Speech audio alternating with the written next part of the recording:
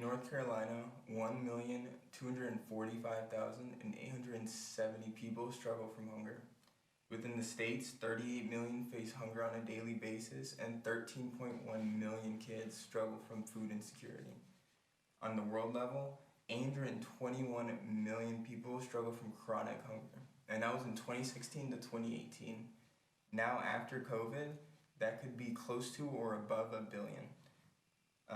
My name is Bishop Churchill, and today I'll be talking about the Sustainable Development Goal 2, Zero Hunger, something that is important to the economy and how it affects productivity and motivation to health, being shown to be connected to things such as high blood pressure, heart disease, and diabetes.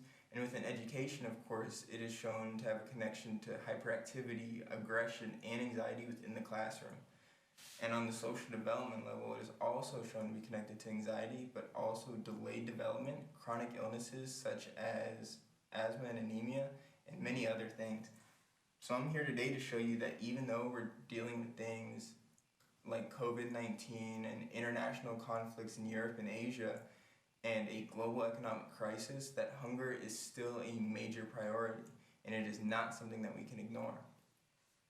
The Sustainable Development Goal 2 wants to achieve food security, improve nutrition, and promote sustainable agriculture to eventually achieve zero hunger, or to end hunger, to put the world in a position where we can achieve our full potential.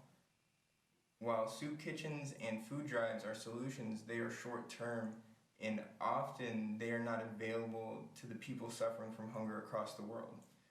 Every year, 2.65 million kids under the age of 5 die from hunger-related causes, and this is not new. In 2010, 14.5% of households were food insecure, and globally 925 million people were undernourished. These undernourished adults and children suffer from poor health, low energy, and a decline in their ability to focus. This makes the overwhelming work hours that they have to do to survive even more difficult and oftentimes more dangerous. This is not only an issue of having access to food, but is also an issue of poverty.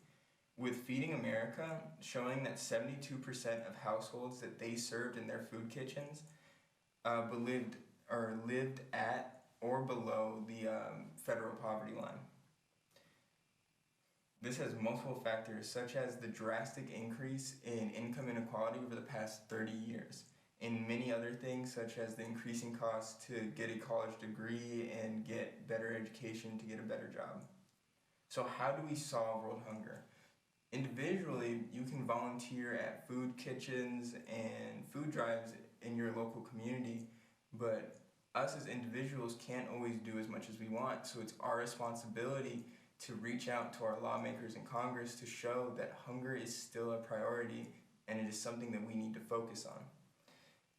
Organizations like No Kid Hungry in North Carolina should have all the resources they need to deliver breakfast, lunch, after-school meals, and summer meals to all the children that need it. Not only that, but they should have the resources to educate students on how to make healthy choices and how to cook home-cooked meals, or affordable home-cooked meals at home, which is every person's right. Before doing my research, I knew it was an issue because if I didn't eat my veggies when I was younger, my grandma would say that there's an African kid who would need them to survive, or that's what she said. But now I know that it is something that we need to focus on, and if we don't focus on it in its current state, that the numbers will go from millions to billions. Instead, we should be working on getting those numbers from millions to thousands to dozens to eventually zero.